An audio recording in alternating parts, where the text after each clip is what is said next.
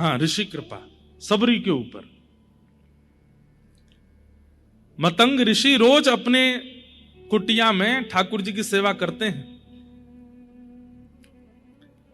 सबरी जो कि श्रेष्ठ कुल खानदान, कहीं उसका जन्म नहीं हुआ, श्रेष्ठ नक्षत्रों में जन्म नहीं हुआ,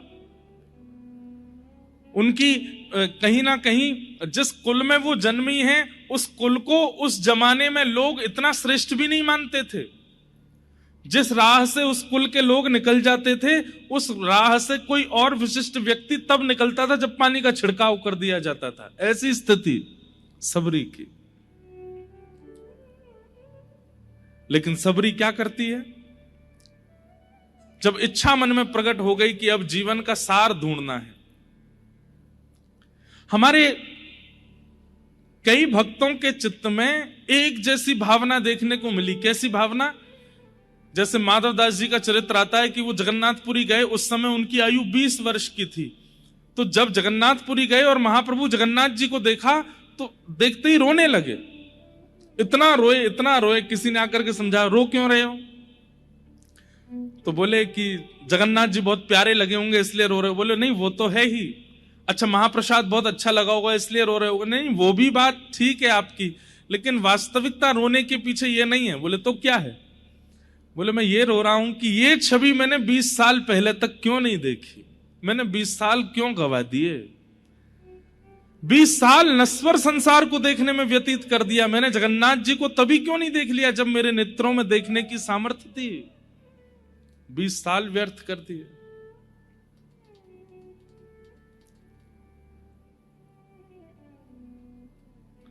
ऐसे ही सबरी के चित्त में भी एक त्याग आ गया कि मैंने जीवन व्यतीत कर दिया इस संसार में, ठाकुर जी से कब मिलूंगी। और निकल पड़ी सबरी। मतंग ऋषि रोज अपनी कुटिया में बैठ करके ठाकुर जी की आराधना करते हैं, सेवा पूजा करते हैं, आराधन करते हैं। और सबरी छुप करके देख रही है। क्यों छुप करके क्यों देख रही है? क्योंकि उसके मन में यह भावना है कि मुझे सहर्ष तो कोई स्वीकार करेगा नहीं, क्योंकि मैं ऐसे कुल खानदान आदि में जन्मी हूं, मुझे कोई कृपा मेरे ऊपर करेगा नहीं। इसलिए क्या की? सेवा की चोरी। कल भी हमने सुना था कि अनंताचार्य ऋषि की सेवा की चोरी वेंकटेश भगवान कर रहे थे, तो उन्होंने ठाकुर जी को डांट दिया। बोले आप मेरी सेवा की चोरी नहीं कर सकते। पर हां, सबरी जैसी सेवा की चोरी हो तो अच्छा है। कैसी सेवा की चोरी? मतंग ऋषि रोज 3 बजे उठ जाते हैं, उठ करके जाते हैं वन में, जाकर के पुष्प तोड़ करके लाते हैं, लकड़ी काट करके लाते हैं, अपने आश्रम पर आकर के स्वयं यज्ञ कुंड बनाते हैं, उसमें अग्नि प्रज्वलित करते हैं, गोबर का चौका लगाते हैं, पुष्पों से ठाकुर जी का श्रृंगार करते हैं, आदि आदि ये सब व्यवस्थाएं। तो सबरी मन में विचार करने लगी, ये इतने श्रमित होकर के वन में जाके सब काम करते हैं, क्यों ना ये मैं ही कर दूं। तो कुछ दिन तक तो देखती रही कि ये क्या क्या सेवा करते हैं, इनको कौन से पुष्प प्रिय हैं, कैसी लकड़ियां लेते हैं, ये सब विचार करने लगी। और फिर जब लगा कि अब उचित है, तो मतंग ऋषि उठते उससे पहले लकड़ियां भी आ जाती, उससे पहले पुष्प भी आ जाते, उससे पहले बिल्वपत्र आदि भी हो जाते। ऋषि मन में सोचते ये कौन करके गया है। बहुत देर तक विचार करते, ढूंढते, और सबरी करके इतनी दूर चली जाती कि ऋषि को दिखाई ना दूं मैं। और फिर दूर बैठ करके केवल चिंतन करती, मुझसे अपराध तो नहीं हो रहा है ना, हे ठाकुर जी मैं अपराध की भागीदारी तो नहीं बनूंगी ना, बस मैं गुरुदेव मुझे स्वीकार करें उसकी मैं प्रतीक्षा नहीं कर रही हूं, मैं पहले ही उनकी सेवा कर रही हूं। मतंग ऋषि थोड़ी देर तो देखते, जब कोई नहीं मिलता तो सोचते अब पूजा तो करनी है, कर ही देते हैं, तो वही सामग्री फिर अपनी सेवा में प्रयोग में लेते। सबरी आकर के चुपचाप देखती कि मेरे सामग्री प्रयोग में आई कि नहीं। हमारे आपकी जैसी नहीं थी सबरी। ढिंडोरा पीट देते हैं सेवा करने से पूर्व, हम वहां से ये लाए हैं आपके लिए, महाराज जी आप ये यूज करते, अब से ये लीजिए। और सबको होता है, बिहारी जी में बंगला बनते हैं हमारे यहाँ, गए आप लोग बंगला में देखो, ठाकुर जी का बंगला बनता है बहुत सुंदर, और फिर जिस चौखट पे बिहारी जी बैठते हैं उसके नीचे बड़े अक्षरों में लिखा रहता है, हैदराबाद के फलाने व्यक्ति ने बंगला बनवाया। कलकत्ता के उन सेठ जी ने बंगला करवाया। मान लीजिए आपकी सेवा भी ले ली, बंगला भी बना दिया, लेकिन बिहारी जी के नीचे नाम नहीं लिखा है, तो नाक मुंह सुकुड़ जाएंगे आपके। इतनी एक तो हमने सेवा कर दी, ऊपर से हमारा नाम भी नहीं बोला। सबरी ऐसी नहीं है। सबरी तो चुपचाप देख जाती है कि मेरी सेवा प्रयोग में आ गई, बस प्रसन्न हो जाती है। अगले दिन और निष्ठा से सेवा करती है। अब तो रात्रि 2 बजे ही पहुंच जाती है, गोबर का चौका लेकर के, और पूरे जो यज्ञ वेदी है उसका निर्माण करती है। वहां सुंदर सुंदर रचनाएं बना देती हैं, और मतंग ऋषि उठे उससे पहले सब व्यवस्थित करके वहां से भाग जाती है। ऋषि मन में विचार करने लगे, कौन कर रहा है ये सेवा? लेकिन सेवा की स्थिति, सेवा की सामग्री इतनी उचित है कि ऋषि चाह करके भी क्रोध नहीं कर पा रहे। एक होता है कि क्रोध आ गया, कौन है मैं पकड़ के देखूं तो, लेकिन वो सब सामग्री इतनी व्यवस्थित होती थी कि ऋषि चाह करके भी क्रोध नहीं कर पा रहे। कहते हैं महीनों निकल गए, मतंग ऋषि की सेवा कर रही हैं और ऋषि को भी क्रोध नहीं आ रहा है, क्योंकि सेवा इतनी व्यवस्थित कर रही है। एक दिन ऋषि के मन में आया कि मुझे क्रोध नहीं करना है, पर मैं देखूं तो सही इतनी निष्ठावान कौन है। एक सेवा का एक स्वरूप होता है, हम लोगों की सेवा का, हर दिन हमारा उत्साह, एक्साइटमेंट घटता है। हर दिन हमारा उत्साह घटता है।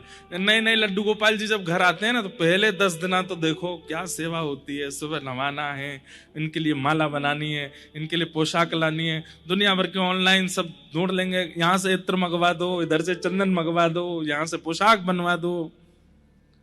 और जैसे ठाकुर जी 1-2 साल पुराने हो जाते हैं, मम्मी मेरे से उठा नहीं जा रहा, आप ही कर दो, आप ही देख लो, ठाकुर जी को कर दो। हमारा उत्साह घटता है। लेकिन सबरी का उत्साह प्रतिदिन वर्धन होता जा रहा है। वो इतने भाव से सेवा प्रस्तुत कर रही है, मतलब उन्हें यह तक पता है कि करदम ऋषि, मतंग ऋषि कौन से प्रकार के पुष्प, किस तरफ झुके हुए पुष्प ठाकुर जी को अर्पित करते हैं, तो उसी तरफ झुके हुए पुष्प लेकर के आती है, कुशा लेकर के आती है। मतंग ऋषि के मन में क्रोध नहीं है, लेकिन अब इच्छा हो रही है कि ये जो सेवा करता है उस पर कृपा होनी चाहिए। इतनी भाव से सेवा, आज भावुक हो गए मतंग ऋषि। मतंग ऋषि के मन में आया कि मैं कृपा कर दूं, जिसने ये सब सेवा की है उस पर मेरा मन बस वारी वारी जा रहा है, लुटाने का मन कर रहा है, इतनी अद्भुत सेवा। और आज रात्रि सोए नहीं ऋषि, बस प्रतीक्षा कर रहे हैं कि कोई हलचल बाहर हो और मैं बाहर जाऊं। तभी सबरी आकर के सेवा कर रही है, और ऋषि बाहर जैसे प्रस्तुत होते हैं, तुरंत सबरी घबरा जाती है, दौड़ने लगती है वहां से। ऋषि कहते हैं सावधान, वहीं रुक जाओ, नहीं तो शाप दे दूंगा। रुक जाती है, नेत्रों में अश्रु आ गए, चरणों में प्रणाम करके कहती है मैंने अपराध किया, मुझे क्षमा कर दें। ऋषि बोले तुम हो कौन, और तुम ये सब सेवाएं क्यों कर रही हो मेरी, और ये छुप करके करने की क्या आवश्यकता है? तुम मुझे बोल दो, मैं तुम्हें आज्ञा कर दूंगा कि ये ले आओ, वो ले आओ, ऐसा कर दो, वैसा कर दो। तब सबरी कहती है आज्ञा करने के बाद उसका पालन करना, यह भी एक सेवक धर्म में निम्न कोटि हो जाती है। गुरु की आज्ञा हुई नहीं, उससे पहले समझ जाना, यह श्रेष्ठ कोटि होती है, यह श्रेष्ठता होती है। आप आज्ञा करें और उसके बाद में उसको पूर्ण करूं, तो इसमें मेरा सौभाग्य क्या? आपका मुखमंडल देख करके मैं पहचान जाऊं कि आप क्या चाहते हैं, वो मेरी सेवा का धर्म है ना। ऋषि बोले मैं तुमसे बहुत प्रसन्न हूं, अब मैं तुम पर कृपा करना चाहता हूं, अब तुम ये छुप करके मत करो, अब मैं आज्ञा करूंगा वैसे सेवा करो। इस कारण से मतंग ऋषि को कितने लोगों ने त्याग दिया, कितने वैष्णवों ने उनके बारे में अपवाद करने शुरू कर दिए, कई ऋषियों ने उनके बारे में अनर्गल वार्ताएं करनी शुरू कर दी। बोले एक तो स्त्री को सेवा में रख लिया, ऊपर से ऐसी स्त्री जिसका कुल खानदान भी पवित्र नहीं है। मतंग ऋषि जब ये बात सुनते हैं तो कहते हैं वह कुल धन्य नहीं जिस कुल को पूरी रामायण याद हो, पूरी मानस जी की चौपाइयां याद हो, पूरे भागवत जी के सदग्रंथ याद हो। वह कुल धन्य है, वह व्यक्ति धन्य है जिनके पास भले ही सब कुछ ज्ञान में ना हो लेकिन चित्त में भाव प्रकट है। समय आया और मतंग ऋषि एक दिन सबरी जी से कहते हैं अब मेरे जाने का अवसर है, अब मैं जाऊंगा। रोने लगी सबरी, अब ऐसे मत कीजिए भगवान, आप चले जाएंगे तो मैं कहां जाऊंगी। बोले नहीं, मैं जाऊंगा तभी तुम्हें ठाकुर जी मिलेंगे। कब मिलेंगे, कैसे मिलेंगे? बोले बस प्रतीक्षा करो। अवध में रघुकुल कमल दिवाकर प्रभु श्री राम का प्रादुर्भाव होने वाला है। बस तुम प्रतीक्षा करना, प्रतीक्षा में अविश्वास मत ले आना, ठाकुर जी आएंगे। एक ही गुरु मंत्र दे करके गए हैं, प्रभु आएंगे, चाहे आज आए, कल आए, परसों आए। एक अभी जयपुर में कथा थी तो वहां एक दिन मैं एक गजल गा रहा था, वहीं जिस स्थान पर कथा थी वहां के आचार्यों की लिखी हुई गजल,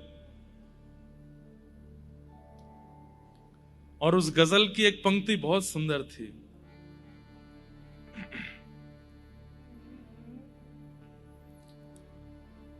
मनोरथ सफल होंगे एक दिन जरूर, मनोरथ सफल होंगे एक दिन जरूर, मनोरथ सफल होंगे एक दिन जरूर, ओ मनोरथ सफल होंगे एक दिन जरूर। और फिर अगली पंक्ति कितनी सुंदर है, न प्रियतम मिले आज, न प्रियतम मिले आज, तो कल मिलेंगे, गुरु मिल गए तो युगल भी मिलेंगे। न प्रीतम मिले आज तो कल मिलेंगे, गुरु मिल गए तो कितनी अच्छे शब्द, भी मिलेंगे। हाँ, न प्रीतम मिले आज तो कल मिलेंगे, गुरु मिल गए तो युगल भी मिलेंगे। न प्रीतम मिले आज तो कल मिलेंगे, गुरु मिल गए तो युगल भी मिलेंगे। कैसा विश्वास, गुरु जी मिल गए ना, बस अब प्रतीक्षा करो, अब युगल भी मिलेंगे, ठाकुर जी भी मिलेंगे। सबरी को कह करके गए हैं मतंग ऋषि, बोले बस एक ही गुरु मंत्र है तुम्हारा। बोले क्या, अब हम मिल गए ना, ठाकुर जी भी मिलेंगे, बस प्रतीक्षा करो। और कह करके गए हैं। 77 वर्षों तक सबरी जी ने प्रतीक्षा की। कितने वर्ष? 77 वर्ष।